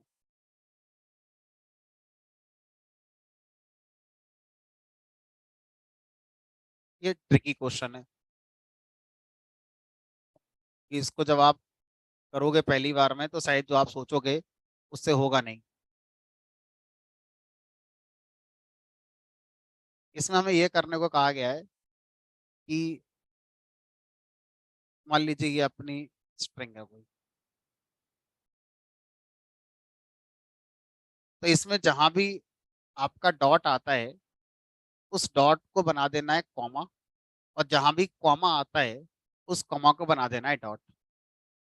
तो आप इसमें रिप्लेस के बारे में सोचोगे पहली बार में कि मैं रिप्लेस कर देता हूँ, एस डॉट रिप्लेस, जहां भी डॉट आ रहा है उसको हम क्या बना देते हैं, कॉमा। ठीक है, तो यानी इस स्ट्रिंग में यहाँ पर क्या गया, कॉमा। अब हमें क्या करना है, जहाँ कॉमा था उसको क्या बनाना है, डॉट। सोचो अगर पूरी स्ट्रिंग में डॉट कॉमा बन चुका है तो यहाँ भी कॉमा आ गया, यहाँ भी कॉमा आ गया, अब फिर से आप लोगों को कॉमा बन जाए डॉट, तो दोनों जगह डॉट नहीं आ जाएगा फिर। तो यानी कि ये थोड़ा समय सोचना पड़ेगा। इसको सोचने का एक तरीका ये बता देते हैं कि मान लीजिए मेरे पास 2 बॉक्स हैं। पहले वाले बॉक्स में एक बॉल पड़ी है रेड कलर की, दूसरे वाले बॉक्स में एक बॉल पड़ी है मान लीजिए ब्लू कलर की। इन बॉक्स में इतनी जगह है कि एक बार में एक ही बॉल आ सकती है, एक से ज्यादा नहीं आ सकती। अब आपको क्या करना है, पहले वाले बॉक्स की बॉल को दूसरे वाले बॉक्स में रखना है, और दूसरे वाले की बॉल को पहले वाले में रखना है। अब आप ऐसा नहीं कर सकते इसको उठा के यहाँ रख दो, जगह ही नहीं है, एक ही आ सकती है। तो हमने क्या करा, इसके लिए एक तीसरा बॉक्स बनाया। एक लॉजिक ये भी हो सकता है ना, और भी हो सकता है, जो कि खाली पड़ा है। क्या करा हमने, इस वाली बॉल को उठा के यहाँ डाल दिया। अब यहाँ जगह बन गई, खाली हो गया। इस वाली बॉल को उठा के यहाँ डाल दिया, तो ब्लू पहुंच गई यहाँ पर। अब ये खाली हो गई, अब यहाँ पर किसको ले जाएं, B3 वाली की बॉल को यहाँ ले जाएं। तो लॉजिक क्या निकला, तीसरा वेरिएबल लो, पहले की वैल्यू तीसरे में डाल दो, दूसरे स्टेप में दूसरे की वैल्यू पहले में डाल दो, तीसरे स्टेप में तीसरे की वैल्यू फिर से दूसरे में डाल दो। ये लॉजिक बना। अब समझते हैं। तो हमने क्या करा, हमने यहाँ पर एस डॉट रिप्लेस करा डॉट को किससे? एक ऐसे करेक्टर से जो स्ट्रिंग में होने की संभावना ना के बराबर होगी, जो स्ट्रिंग में शायद यदा कदाई कभी देखने को मिलता है। कौन सा ऐसा करेक्टर हो सकता है जो जनरली स्ट्रिंग में नहीं मिलेगा? एक सिंबल है देखो, जिसको आप शायद पहली बार यूज करोगे अब तक की पाइथन में। ये कहाँ से आ गया? ये ये वाला सिंबल लगा लो, इसे क्या बोलते हैं? Tilde symbol. तो हमने क्या करा, हमने डॉट को पहले रिप्लेस कर दिया टिल्ड से। आप किसी और से कर दो, मैं सिंपली हैश लगा देता हूँ, मान लो हैश से कर। ठीक है। अब जो स्ट्रिंग बनी, वापस से मैं एस में ही स्टोर कर लेता हूँ। अब देखो यहाँ पर क्या हो गया, 32#054, यहाँ कॉमा ही रहेगा। ठीक है, 2 3। अब क्या करो, यहाँ पर लिखो s.रिप्लेस। इसको रिप्लेस कर दो कॉमा को, इससे रिप्लेस कर दो डॉट से। यानी कि यहाँ पर आपका हैश आ चुका है, यहाँ कॉमा है, कॉमा की जगह क्या आ गया हमारा? डॉट आ गया। वापस से जो रिजल्ट बना उसको एस में ही स्टोर कर दो, क्योंकि हर बार नई स्ट्रिंग बन रही होगी। अब मेरी स्ट्रिंग में हैश रह गया है, हैश की जगह अब मुझे क्या लेकर आना है? हैश की जगह पर अब मुझे लेकर आना है कॉमा। अब जो रिजल्ट बना वो हमारा फाइनल रिजल्ट हो। इनिशियल स्टेज पर प्रिंट करो, ये आ गया। डॉट का कॉमा बन गया, कॉमा का डॉट बन गया। तो मैं यही नहीं कह रहा इसका एकमात्र लॉजिक यही है, इसके 4 5 लॉजिक हो सकते हैं, लेकिन जो सबसे आसान लगा है मुझे वो ये लगा। ठीक है।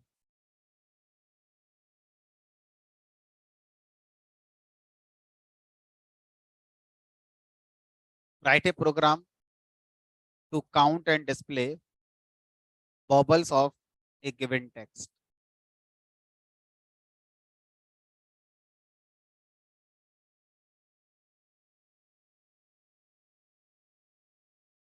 तो आई गेस ये प्रोग्राम तो पहले वाले की तरह ही है। हाँ, तो मान लीजिए लिख दिया मैंने, यहाँ पर कोई स्ट्रिंग है और यहाँ लिख दिया Python is a funny language.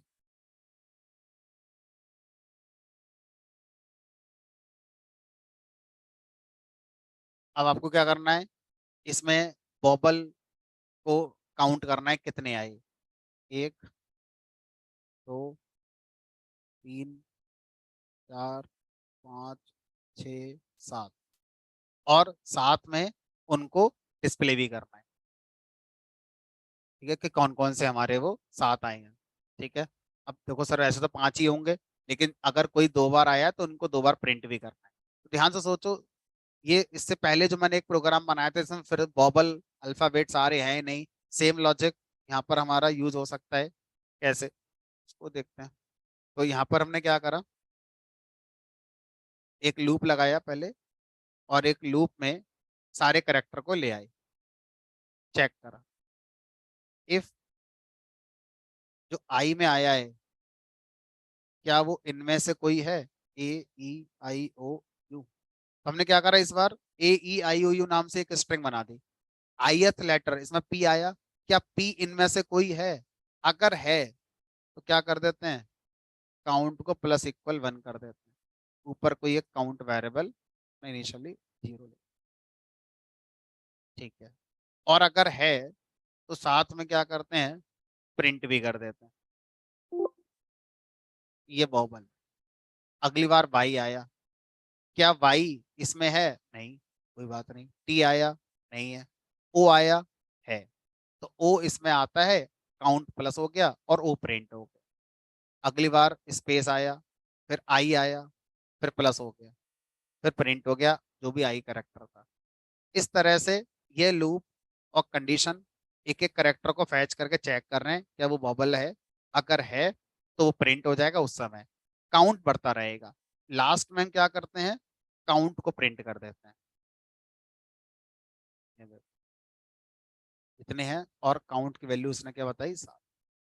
ठीक है। तो इस तरह से हम ये लॉजिक लगाकर किसी भी स्ट्रिंग के अंदर कितने करेक्टर बबल्स हैं उनको दिखा सकते हैं, और उनकी काउंटिंग करते हुए हम लास्ट में काउंटिंग को प्रिंट कर सकते हैं। ठीक।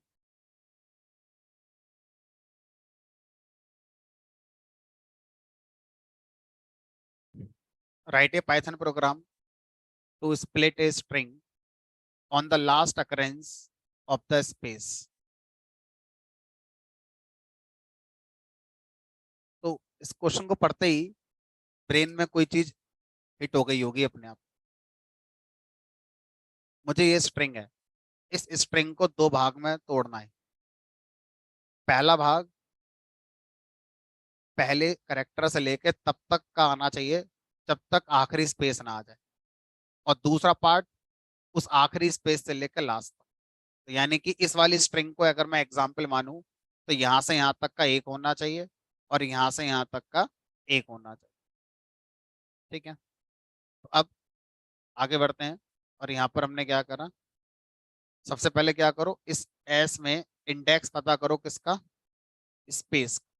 लेकिन कौन से वाले स्पेस का, सबसे राइट वाले space। तो एक इंडेक्स आ गया। अब क्या करो, इस एस को स्लाइस कर दो, कहाँ से, शुरू से लेकर कहाँ तक, आई तक। तो इसका ये पहला पार्ट बन गया। ठीक है, ये हो गया एस। और दूसरा पार्ट क्या होगा हमारा, i+1 से, क्योंकि हमें स्पेस को नहीं दिखाना है, स्पेस के आगे से डिवीजन करना है।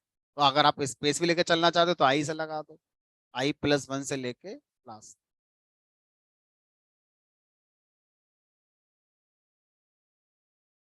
पाइथन इज फनी एक हो गया, और लैंग्वेज अलग हो गया। और शुरू में आप चाहो तो क्या कर सकते हो, पूरी स्ट्रिंग को प्रिंट कर सकते हो।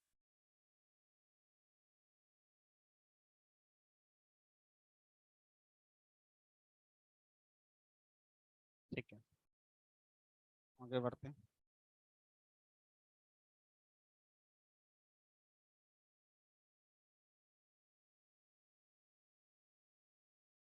Right a Python program to remove spaces from a given string. बताओ लॉजिक क्या है इसका, एक लाइन का लॉजिक है बस।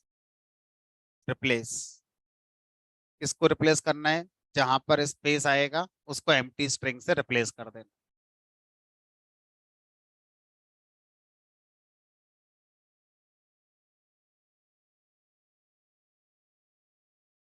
एस डॉट रिप्लेस स्पेस को एम्प्टी स्ट्रिंग से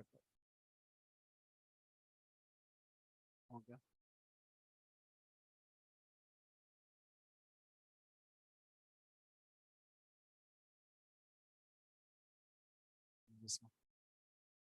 right a Python program to move spaces to the front of a given string.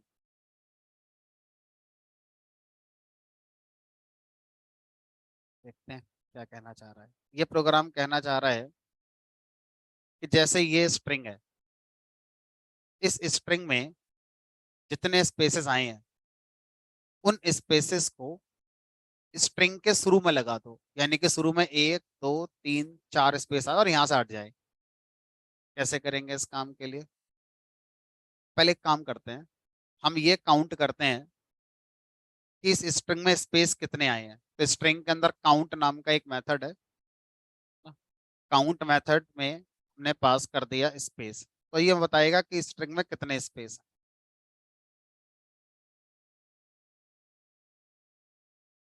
3 space हैं, 1 2 3। अब हम क्या करते हैं, हम एक स्ट्रिंग बनाते हैं जिसमें शुरू में 3 स्पेस होंगे। तो कैसे बनाए, एक एसएस नाम की स्ट्रिंग बनाई जिसमें एक ही स्पेस है शुरू। और मैंने आपको सिखाया था कि किसी भी स्ट्रिंग को अगर बार बार रिपीट करना है तो उसके साथ मल्टीप्लाई कर सकते हैं किसी भी नंबर की। अब कितने नंबर मल्टीप्लाई करना है उसके साथ, काउंट नंबर। तो एक नई स्ट्रिंग बनकर तैयार हो गई होगी। लेकिन सर इस नई स्ट्रिंग में तो बस क्या आएंगे, शुरू में स्पेसिस ही आएंगे। लेकिन उस स्ट्रिंग में अब मुझे कॉन्केट कर देना है, किसके लिए, एस को। हमने कहा नहीं, अगर एस कर दोगे तो शुरू में स्पेसिस भी आ गए और यहाँ भी रह गए, यहाँ से हटाने भी हैं। तो क्या करें, यहाँ पर एस डॉट रिप्लेस करके स्पेस को एम्प्टी स्ट्रिंग से तो किसी भी स्ट्रिंग में स्टार्टिंग में जितने स्पेस हैं वो मूव हो गए स्टार्टिंग, जितने भी स्पेसेस हैं। ये हमारा प्रोग्राम था और ये इसका लॉजिक हो गया। Write a Python program to move spaces to the front of a given string. ठीक है, आगे बढ़ते हैं। आज जो क्लास में आते हैं लोग, वो बेचारे सोच रहे होंगे हम भी ऑनलाइन क्लास ले रहे होते तो बीच में से गायब हो गए थे, सब तक हो गए हमारे। जब क्लास स्टार्ट करी तो 20 बच्चे थे ऑनलाइन, अब 11 रह गए, 9 तो गायब हो गए। अब जो क्लास में बैठे हैं बेचारे, थोड़ी शर्म भी है, सर पता नहीं क्या सोचेंगे चले गए उठ गए तो। अब ऑनलाइन वालों को तो क्या शर्म, ना उनका चेहरा दिख रहा है, ना मुझे मेरा, ना मेरा दिख रहा है। रास्ते मिल भी जाएंगे, पता नहीं कौन है। चलो आगे बढ़ते हैं, 20वां क्वेश्चन देखते हैं। Write a Python program to capitalise first and last letter of a given string.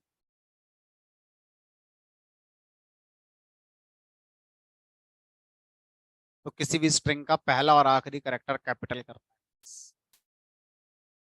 बताओ लॉजिक क्या होगा इसका, पहला और आखिरी।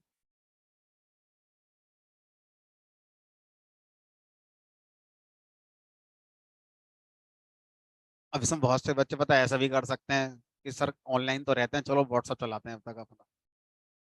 सर को तो पता ही है मैं ऑनलाइन तो ही, अपना क्या कर रहे हैं, कौन देख रहा है कौन क्या कर रहा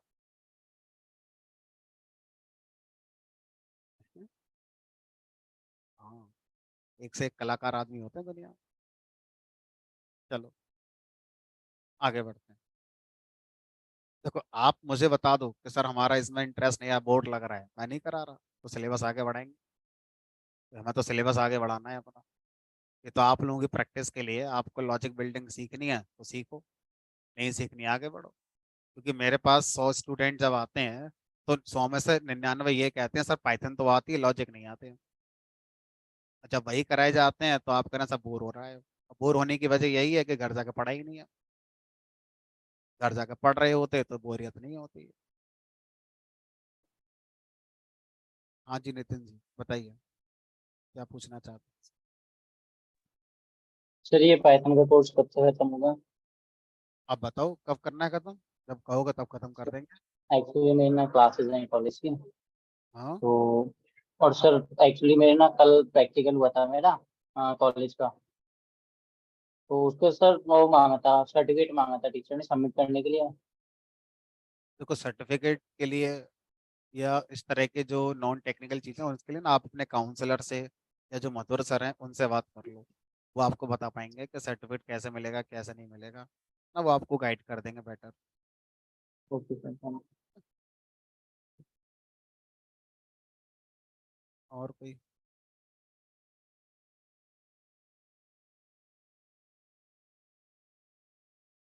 25 तारीख को एक कंपनी आ रही है पाइथन की, है ना? तो 25 तारीख को जो कंपनी आ रही है उसमें मान के चलो करीब 250 से 300 बच्चा जाएगा इंटरव्यू देने के। अगर कंपनी रेडी हो गई 250 300 बच्चों का इंटरव्यू लेने के लिए, तो सब स्टूडेंट का गुड लक है।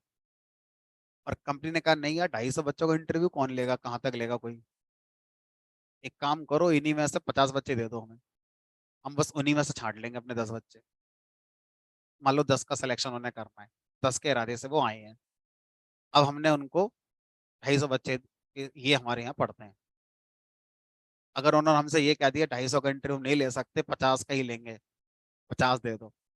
अब हम 50 बच्चे कौन से थे, हमने अक्कड़ बक्कड़ करके, अक्कड़ बक्कड़ मुंबई और देखो ये निकल गए 50।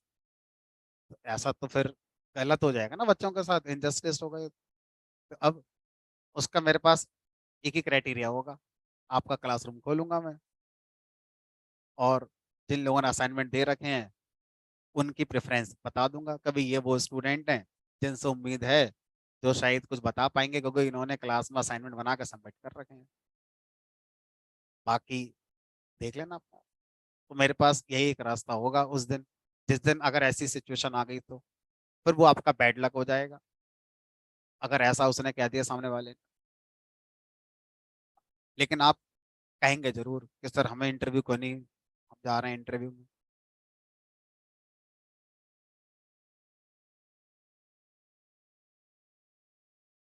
सर जो मैं आपको असाइनमेंट दे रहा हूँ, अगर ये सबने करे हैं, आप मान के चलो 100% आपका इंटरव्यू निकल जाएगा। इसके अलावा कुछ नहीं है। अगर आप सारे असाइनमेंट जो मैं दे रहा हूँ वो कर रहे हैं, और उसमें जो जो लिखा गया है उनके लॉजिक आप समझ पा रहे हैं, तो आप मान के चलो आपका टेक्निकल राउंड निकल चुका है। अब आपका राउंड रुकेगा, वो रुकेगा इंग्लिश कम्युनिकेशन का बस, एप्टी रीजनिंग का बस। टेक्निकल राउंड आपका नहीं रुकेगा। अगर आपने सारे असाइनमेंट पढ़े हैं और उनको बनाया है, नहीं बना पाए हैं कोई बात नहीं, मैंने जब क्लास में सॉल्यूशन दिया है तो उसको समझ लिया है आपने, कहा अच्छा ये रह गया था हमारा, ये ऐसे होगा, कोई बात नहीं। जरूरी नहीं है कि हर कोई बना ही लेगा पहली बार में। जरूरी ये है कि जब नहीं बना पाए और मैं क्लास में डिस्कस कर रहा हूँ, तो उस समय आपको समझ में आना चाहिए कि ये क्या था सॉल्यूशन जो मैं नहीं कर पाया। अगर वो भी है तो भी आपका जो पर्पस है वो सॉल्व हो रहा है। प्रॉब्लम वहां पर है कि जब मैं सॉल्यूशन दे रहा हूँ आप क्लास से गायब हो जाते हो, आप क्लास में इंटरेस्ट नहीं दिखाते हो। और जब ऐसी सिचुएशन आएगी फिर कहोगे कि सर हमारा इंटरव्यू को नहीं हो रहा है। आएंगे, सब बोलेंगे सर ने फीस दे रखी है ड्यू कैट को, हमारा इंटरव्यू कराओ। हाँ, तो मेरे पास उस समय ये आपका पूरा एविडेंस होगा कि क्यों आपको आगे नहीं बढ़ाया गया है और क्यों इनको आगे बढ़ाया गया है। हाँ, और उस दिन आपके पास ऐसा नहीं होगा कि सर कोई ऐसा मशीन बना दो कि टाइम ट्रेवल करके चले जाएं 2 महीने पहले और हम सारे असाइनमेंट सबमिट करके आ जाएं। उस दिन कुछ होगा ही नहीं ऐसा हमारे।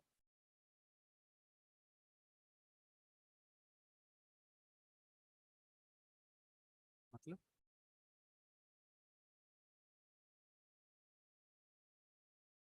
वर्चुअल मतलब क्या, घर बैठ के?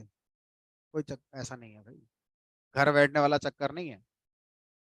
जितने भी ऑनलाइन वाले हैं या जितने भी वो हैं, आपको आना पड़ेगा। आपको नौकरी चाहिए तो आओ, नहीं चाहिए मत आओ। इंतजार करो, हो सकता है कोई ऐसी कंपनी जो आपके घर ही आ जाए। कि हम आपके घर ही आ रहे हैं, आप घर बैठो। भाई आप अपने आप को इतना इंटेलिजेंट बना लो कि कंपनी आपके घर ही पहुंच जाए कि यार कहीं चले मत जाना, हमारे ही अंदर आना बस। बताओ कितना पैकेज चाहिए। गाड़ी खड़ी है बाहर, नहीं हेलीकॉप्टर खड़ा है छत पर। अपने आप को ऐसा बना लो या तो। भाई बना सकते हो तो बनाओ, मना थोड़ी है कोई। नहीं बना सकते तो आना पड़ेगा, फिर ठोकरें खानी पड़ेंगी। ऐसा भी होगा इंटरव्यू देने जाओगे पता चला कंपनी कैंसिल हो गई। कंपनी आओगे पता चला 10 बजे बुलाया था, 2 बजे कंपनी आई है। ये भी होगा। पता चलेगा रात को 9 बज गए, अभी इंटरव्यू चल रहा है। ऐसा भी होता है। ऐसा ही होगा, 99% चांस यही है, ऐसा ही होगा जो हमारे बाद में बोला है। तो जब आप इंटरव्यू देने जाएं कहीं भी तो अपना पूरा दिन लेकर चलें। भले ही 10 मिनट का काम है, उस दिन अपने और काम ना करें कोई। बहरहाल वापस आते हैं इस वाले क्वेश्चन। इस दिन पहले एक बार पढ़ लेते हैं ना, उसके बाद अब आगे डिस्कस करेंगे, ठीक है? टाइम मैं आपको दे दूंगा क्लास के बाद, जिसके जो भी आंसर है देने के लिए। Write a Python program to capitalise first and last character. क्या करना है इसमें? पहले तो फर्स्ट करेक्टर निकाल लिया, इसको हमने क्या कर दिया, अपर बना दिया। फिर इसमें बीच के करेक्टर निकाल लिए, पहला और आखिरी छोड़कर, एज इट इज रखा उन। फिर लास्ट करेक्टर निकाला, फिर हमने इसको अपर बना दिया। ठीक है, तो ये हमारे क्वेश्चन का आंसर हो गया, जिसमें फर्स्ट और लास्ट करेक्टर कैपिटल हो गए, बाकी जैसे थे वैसे ही। ठीक।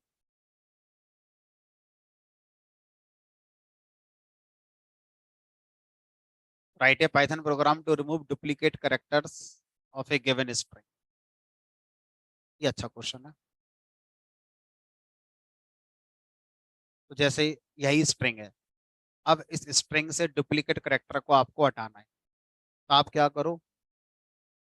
देखो एक तो तरीका है, आप साइट में चले जाओ। अगर आप साइट में चले गए तो चीज़ें बहुत आसान हो गई हमारे लिए।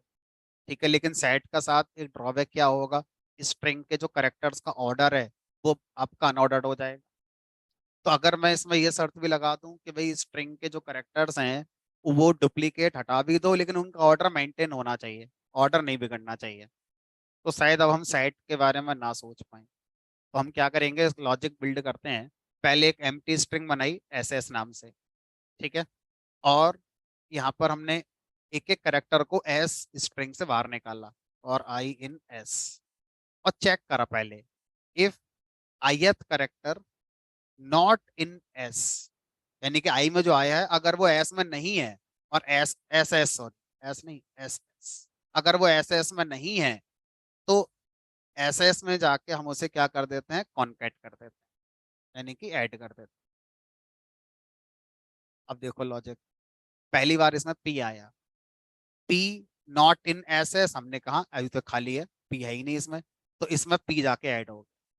फिर बाई आया, बाई नहीं है इसमें, पी के संग बाई आ गया, फिर टी आ गया, एच आ गया, ओ आ गया, स्पेस आ गया, एफ यू एन, सर सारे आ गए फिर तो एक एक करके। जब ये आएगा एन, पहली बारी एन जब आएगा, तो देखो बोलेगा कि N not in S S, false, क्योंकि ऑलरेडी एन पहुंच चुका होगा एस एस, तो ये चलेगी नहीं, ट्रू होगा ही नहीं, तो ये लाइन चलेगी नहीं। ठीक। तो अब जब हम एस एस को प्रिंट कराएंगे, तो यूनिक करेक्टर्स ऑर्डर मेंटेन के साथ आपके आ गए।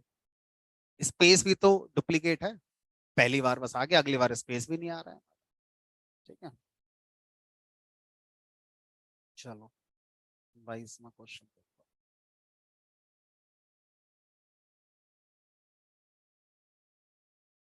क्वेश्चन बड़ा है कुछ नहीं। क्वेश्चन बस ये कह रहा है कि string number of occurrences of character o, तो कोई भी स्ट्रिंग है ना, इस स्ट्रिंग में आपको क्या करना है, ओ करेक्टर की अकरेंस पता करनी है, लेकिन जो स्ट्रिंग है वो पहले से नहीं पता है, यूजर से इनपुट आएगी, इनपुट एंटर टेक्स्ट। अब बस आपको ये बताना है कि इस स्ट्रिंग में अकरेंस, दैट मीन्स काउंट करना है किसको, ओ।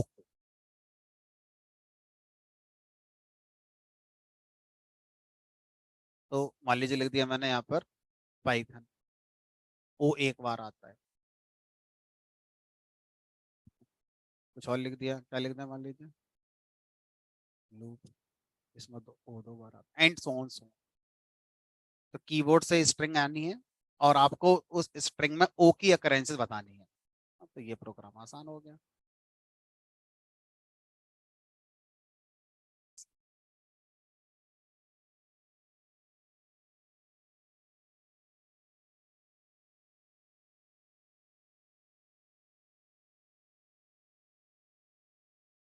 अगला क्वेश्चन उसकी बात करते हैं।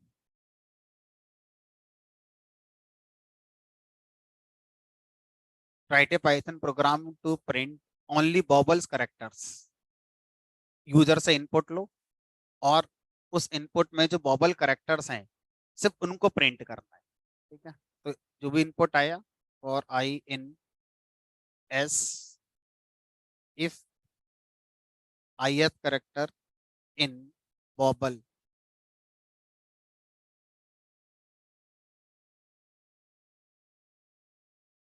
तो उसे प्रिंट कराएंगे, नहीं तो प्रिंट नहीं करेंगे।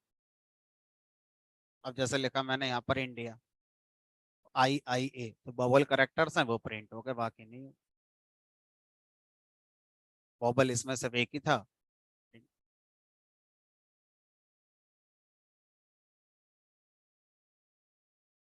स्ट्रिंग पैलिंड्रोम है या नहीं, ये पता कर,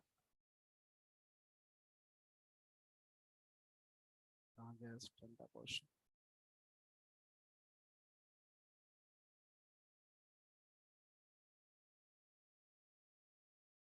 चलिए, तो अब किसी भी स्ट्रिंग को हमने यूजर से लिया, उसका रिवर्स स्ट्रिंग निकाला, कॉलन कॉलन -1, अगर ये दोनों सेम है, S equal to reverse string, तो बोल देंगे पैलिंड्रोम है, अदरवाइज पैलिंड्रोम नहीं। ठीक है, पैलिंड्रोम का होता है रिवर्स स्ट्रिंग और सेम स्ट्रिंग एक जैसी होनी चाहिए। नितिन, पैलिंड्रोम है, डैड पैलिंड्रोम है, पाइथन पैलिंड्रोम नहीं है, कुछ भी आउटपुट नहीं है। ठीक है, चलिए तो स्ट्रिंग असाइनमेंट पूरा हो गया।